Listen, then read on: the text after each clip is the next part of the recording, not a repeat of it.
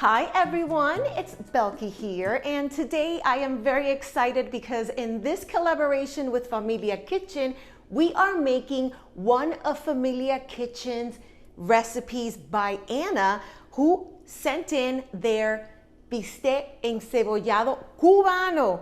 So just so you know, many of our island countries have bistec encebollado prepared differently. Now, in this case, Ana has a very nice twist that she makes with her bistec encebollado, and that is that she actually dredges it in breadcrumbs, yes, and kind of like fries them. And usualmente, that would be called empanizado. So empanizado means that you're gonna cover it in the breadcrumbs and you're going to fry it in those. It's a super different way to make it, and I am so excited to share this recipe with you. Of course, this is also the first time I am making it, so I get to try it, you get to watch me try it, and also make it.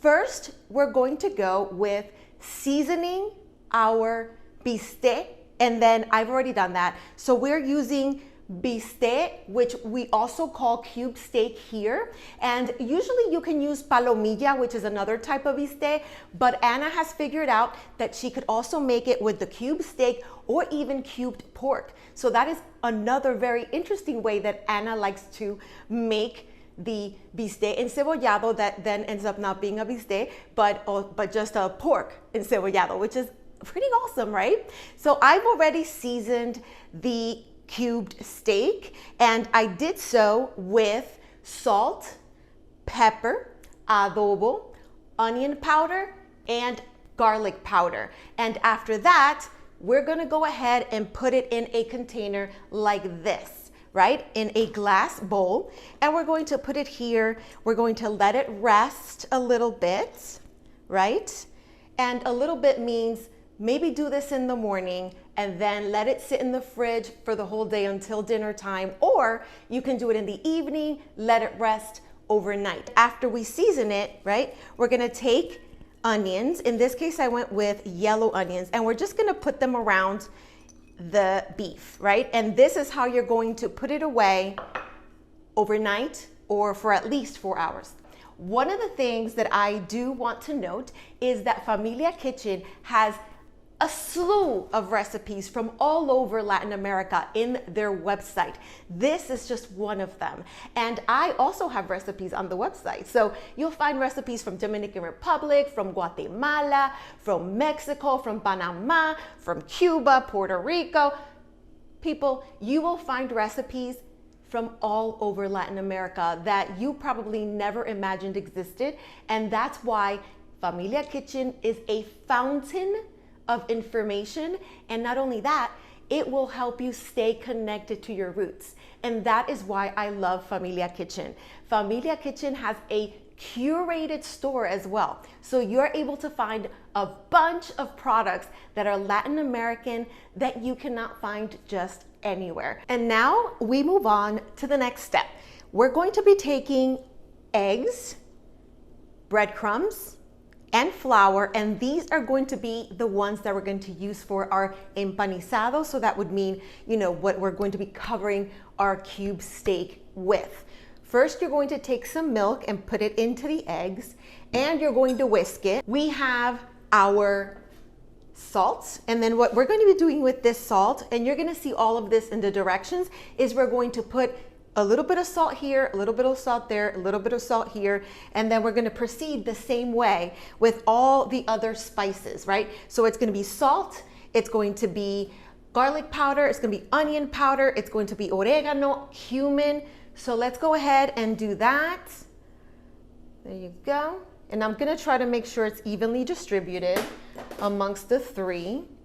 And when you cook a lot, you actually start to know like what the right measurements are. So here we go. I'm just going with the flow.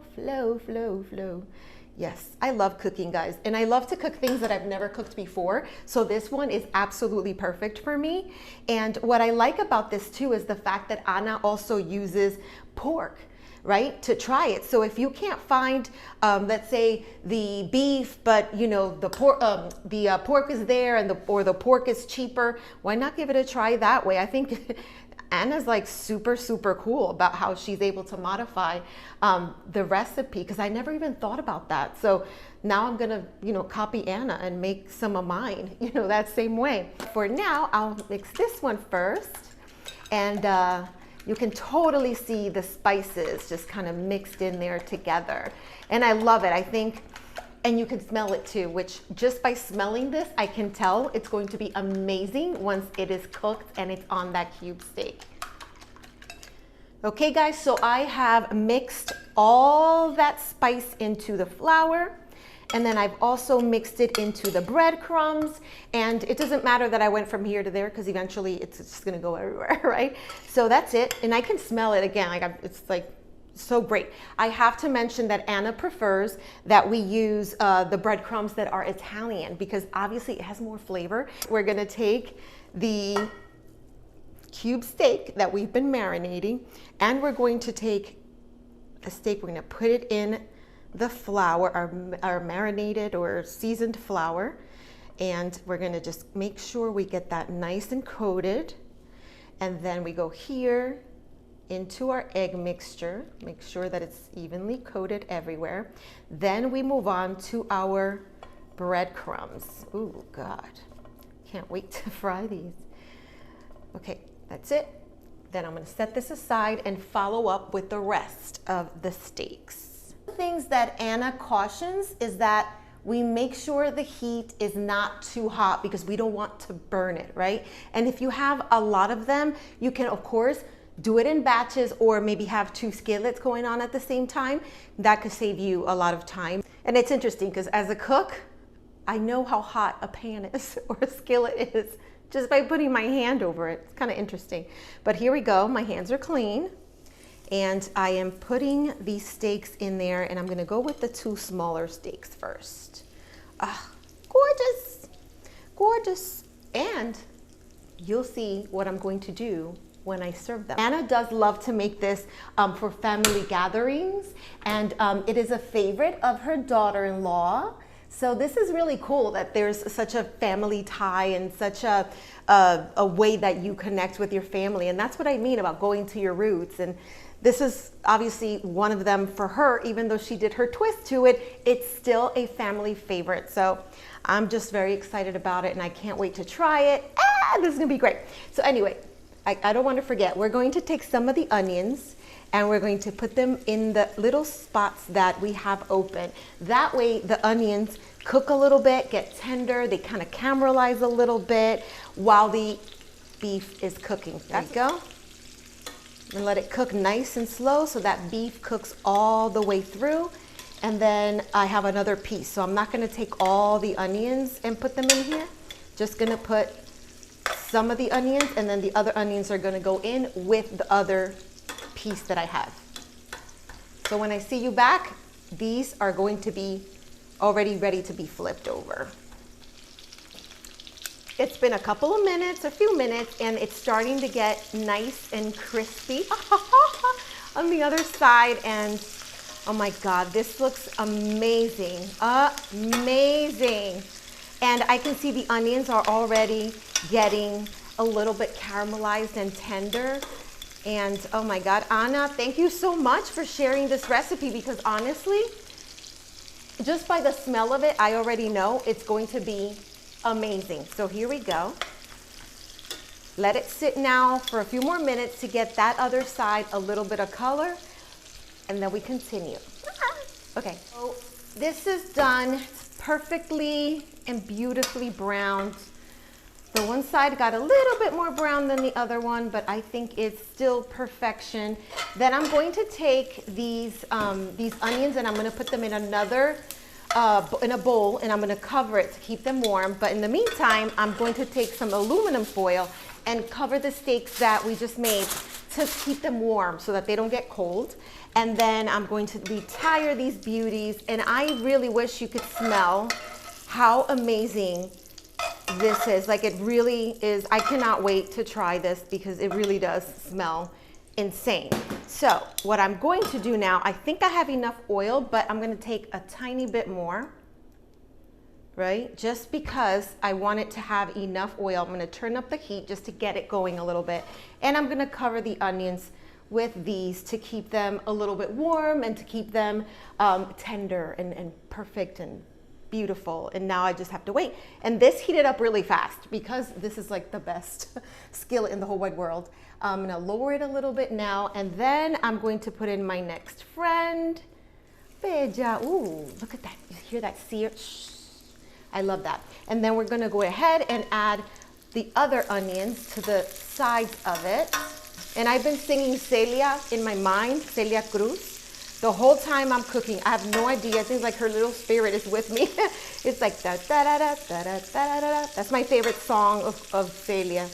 And really, it's the best song ever, actually, if you think about it. It's like very inspirational, and it keeps me going in the car. So when I had to make this, I was immediately thinking of Celia, and now I'm just singing Celia the whole time I'm cooking. So, ay Dios mío.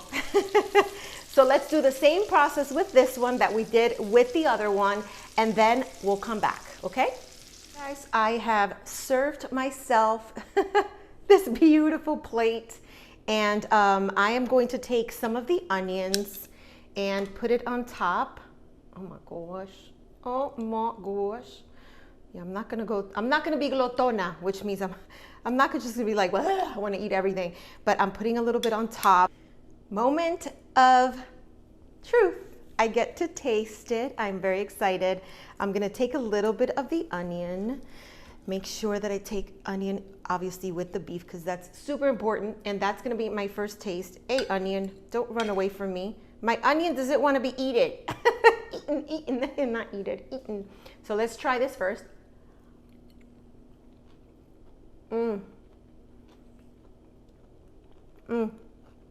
Okay. No words.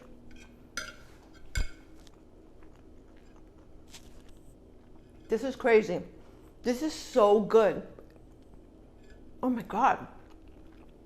Anna, the secret's out. The secret is out.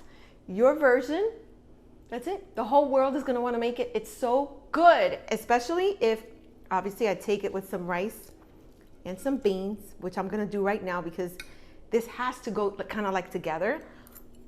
So let's see, a little bit of the rice and the bean with it.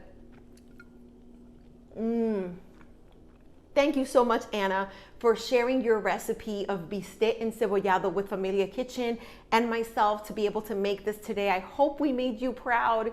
And I know that once people make this one time, they're gonna continue to make it a lot, because that's exactly how I feel about it. And I'm gonna continue to make it a lot. So again, guys, go to familiakitchen.com. So that's the website. You're going to find a ton of recipes from all over Latin America. Get back and get connected with your roots. And if you're not Latin American, you will find cuisine that you never thought was possible. And when I say cuisine, I mean recipes that you're absolutely going to love. The flavors, the ingredients, everything is something that brings so much joy to so many people in Latin America, and you're able to take part in that, and you're able to go and cook it yourself. I mean, how great is that? So remember to go to familiakitchen.com, and I am Belqui, and I am Belqui from Belqui's Twist, belquistwist.com, and at both of our websites, you're going to find our handles for Instagram, for Facebook, for all the social media channels that we share information and our recipes with you. So thank you so much for watching, and we hope to see you again very soon.